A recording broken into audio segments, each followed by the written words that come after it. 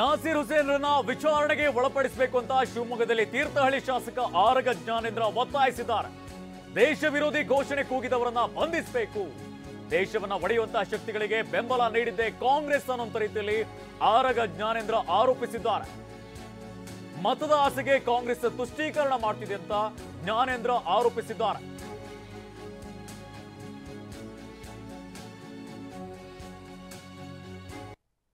ಟಿವಿ9 ಜೊತೆ ಮಾಜಿ ಗೃಹ ಸಚಿವ ಹಾಗೂ ಶಾಸಕ ಆರಗ ಜ್ಞಾನೇಂದ್ರ ಅವರು ಇವತ್ತು ವಿಧಾನಸೌಧದಲ್ಲಿ ನಡೆದಂತಹ ಘಟನೆ ನಿಮ್ಮ ಗಮನಕ್ಕೆ ಬಂದರೆ ನೀವು ಪ್ರತಿಭಟನೆಯನ್ನು ಕೂಡ ಮಾಡಿದ್ರಿ. ಖಂಡಿತ ಸರ್, ಇದೊಂದು ಭಯಪಡುವಂಥ ಸನ್ನಿವೇಶ. ಇದು ಇಡೀ ಕರ್ನಾಟಕ ರಾಜ್ಯದ ಜನ ತಲೆ ತಗ್ಗಿಸುವಂಥ ನಾಚಿಕೆಗೇಡಿನ ಸಂಗತಿ. ಇದು ಎಲ್ಲೋ ಏನೋ ಆಗಿದ್ರೆ ಏನೋ ಆಗ್ಬೋದಾಗಿತ್ತು. ವಿಧಾನಸೌಧದ ಒಳಗಡೆ ಬಂದು ನಾಸೀರ್ ಹುಸೇನ್ನ ಸುತ್ತ ನಿಂತ್ಕೊಂಡು ಪಾಕಿಸ್ತಾನ್ ಜಿಂದಾಬಾದ್ ಅಂತ ಕೂಗ್ತಾರೆ. ಮತ್ತು ಆ ಇಡೀ ಗುಂಪಿನಲ್ಲಿ ಯಾರೂ ಕೂಡ ಅವ್ರನ್ನ ತಡೆಯೋಕ್ಕೆ ಹೋಗಲ್ಲ. ಇದು ಭಾಳ ಅಬ್ಸರ್ವ್ ಮಾಡಬೇಕಾದಂಥ ಅಂಶ. ಇನ್ನು ಯಾರೇ ಆಗಿದ್ದರೂ ನಾವೆಲ್ಲ ಯಾರು ಇದ್ದಿದ್ರೆ ಅವ್ನು ಹಿಡ್ಕೊಳ್ತಿದ್ವಿ, ಅಲ್ಲೇ ಕೊಲ್ಪಟ್ಟಿ ಹಿಡ್ಕೊಂಡು ಪೊಲೀಸ್ನವ್ರಿಗೆ ಕೊಡ್ತಿದ್ವಿ, ನಾವು ತೊಗೊಂಡು ಹಾಕಿ ಅಂತೇಳಿ ಹೇಳಿ. ಯಾರೂ ಏನೂ ಮಾಡಲಿಲ್ಲ, ಖಂಡಿಸ್ಲಿಲ್ಲ. ಮಾತ್ರ ಅಲ್ಲ, ನಾಸೀರ್ ಹುಸೇನ್ ಅವರು ಮೀಡಿಯಾದವ್ರ ಮೈ ಮೇಲೆ ಹೋದರು ಅವ್ನು ಒದ್ದೋಡಿಸೋಂಗೆ. ಇದೊಂದು ವಿಚಿತ್ರವಾದಂಥ ಸ್ಥಿತಿ.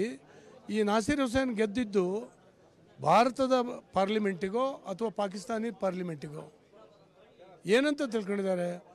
ವಿಧಾನಸಭೆ ಪಾಕಿಸ್ತಾನದಲ್ಲಿ ಇದೆ ಅಂತ ಇವರೆಲ್ಲ ತಿಳ್ಕೊಂಡಿದ್ದಾರೆ. ಕಾಂಗ್ರೆಸ್ ಅಧಿಕಾರಕ್ಕೆ ಬಂದ ನಂತರ ಕಾಂಗ್ರೆಸ್ಸಿನ ತುಷ್ಟೀಕರಣದ ನೀತಿಯಿಂದಾಗಿ ಧರ್ಮದ ಆಧಾರದ ಮೇಲೆ ಸೌಲಭ್ಯಗಳನ್ನು ಕೊಡಲಿಕ್ಕೆ ಶುರು ಮಾಡಿದ್ರ ಮೇಲೆ ಈ ಕೋಮುವಾದಿಗಳು ಗರಿಗೆದರ್ಕೊಂಡಿದ್ದಾರೆ. ಇವ್ರಿಗೆ ಪಾಕಿಸ್ತಾನ ಜಿಂದಾಬಾದ್ ಅಂತ ಕೂಗುವಂಥ ತಾಕತ್ತು ಬಂದಿದೆ.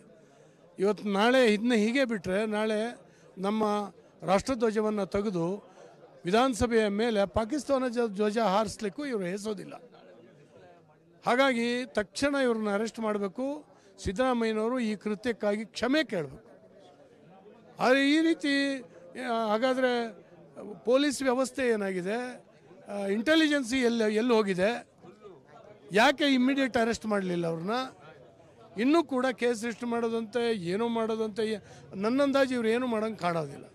ಇಡೀ ರಾಜ್ಯ ಎದ್ದು ಇದನ್ನು ಖಂಡಿಸಬೇಕು. ದೇಶಭಕ್ತರಿಗೆ ಮಾಡಿರ್ತಕ್ಕಂಥ ಅವಮಾನ, ದೇಶಕ್ಕೆ ಕನ್ನಡ ನಾಡಿಗೆ ಮಾಡಿರ್ತಕ್ಕಂಥ ಅವಮಾನ ಇದು. ಇಂಥ ದೇಶದ್ರೋಹಿಗಳನ್ನ ಒಂದು ಕ್ಷಣನೂ ಕೂಡ ಸಹಿಸಬಾರ್ದು ಅಂತ ನಾನು ಈ ಸಂದರ್ಭದಲ್ಲಿ ಹೇಳ್ತೀನಿ. ಬಿಜೆಪಿ ನೆಕ್ಸ್ಟ್ ಹೋರಾಟ ಏನು ಮಾಡುತ್ತೆ ಸರ್? ಖಂಡಿತ ಹೋರಾಟ ಮಾಡ್ತೀವಿ ಸರ್.